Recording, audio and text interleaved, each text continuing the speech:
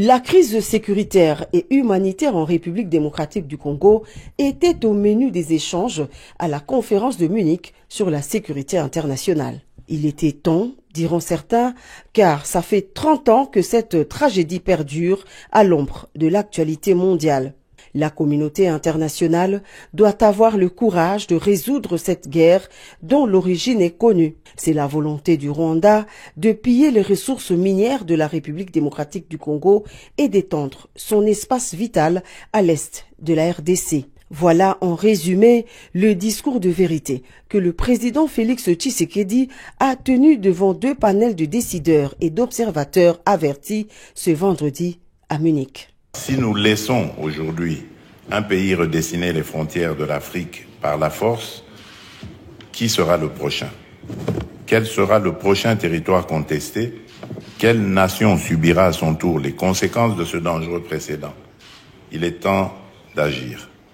La République démocratique du Congo est un État souverain et comme tout État souverain, elle a le droit et le devoir de défendre son intégrité territoriale et de protéger son peuple.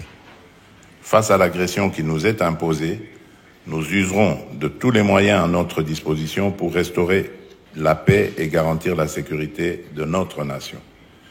Je le dis encore ici, nous n'accepterons plus que notre pays serve de champ de bataille aux ambitions prédatrices de certains de nos voisins.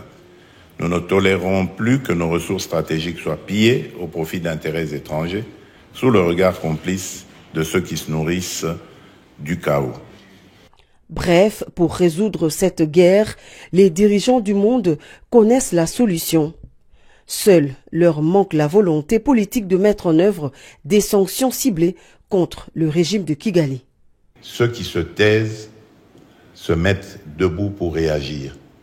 Parce que se taire, il risque d'être considéré comme être complice de la barbarie qui sévit actuellement en République démocratique du Congo.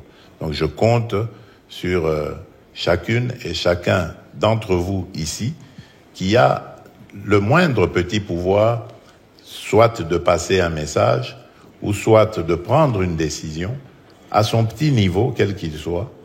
Ce serait une contribution symbolique, une contribution qui apporterait peut-être des solutions au drame que vivent nos populations à l'est de la République démocratique du Congo.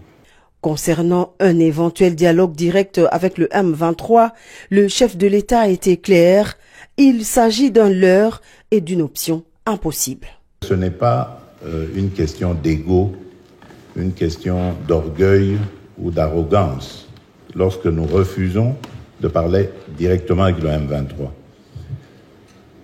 D'abord, la première raison, c'est parce que le M23 a massacré des populations et a bombardé des camps de déplacés où il y avait des femmes et des enfants. Ils ont été massacrés. Donc pour nous, c'est un mouvement terroriste.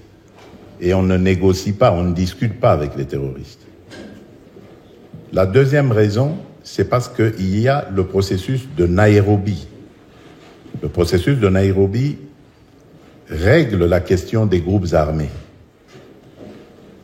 Et donc, le M23 étant un groupe armé, il est logé à la même enseigne que tous les autres groupes armés évoluant en République démocratique du Congo. Et il doit avoir le même traitement, donc il doit rentrer dans ce cadre. La troisième raison, c'est parce que le M23 est un mouvement, j'allais dire, qui est vide de contenu. C'est en fait un supplétif du Rwanda. Le M23 est une sorte de paravent que le Rwanda met, mais en réalité, derrière, c'est l'armée rwandaise et donc le Rwanda qui se bat. La preuve de ce que je dis, c'est que dans le processus de Luanda en Angola, nous avons discuté avec le Rwanda. Si le Rwanda n'avait rien à voir dans ce conflit, pourquoi est-ce qu'il répondait aux invitations du facilitateur pour discuter avec la République démocratique du Congo? Et enfin, c'était aussi l'occasion de démasquer la vraie nature de l'AFC, l'autre composante de la rébellion. Je n'ai absolument pas l'impression que l'opposition qui a pris les armes, qui a fomenté avec le Rwanda ce coup contre la République est dans son bon droit. D'ailleurs, la preuve, c'est que les vrais commanditaires se cachent. Et le vrai commanditaire de cette opposition, c'est mon prédécesseur, c'est Joseph Kabila. Mais il ne l'avoue pas, il n'assume pas ses actions. Il y a donc deux composantes de la coalition qui attaquent la République démocratique du Congo. D'un côté, les terroristes du M23, une coquille vide et une marionnette du Rwanda. De l'autre, l'AFC, une création de Joseph Kabila. Voici les deux facettes du mal qui veut détruire la République démocratique du Congo. Mais ils ne réussiront pas leur œuvre macabre, car le peuple congolais ne se laissera pas faire. La défense de la patrie est un devoir sacré.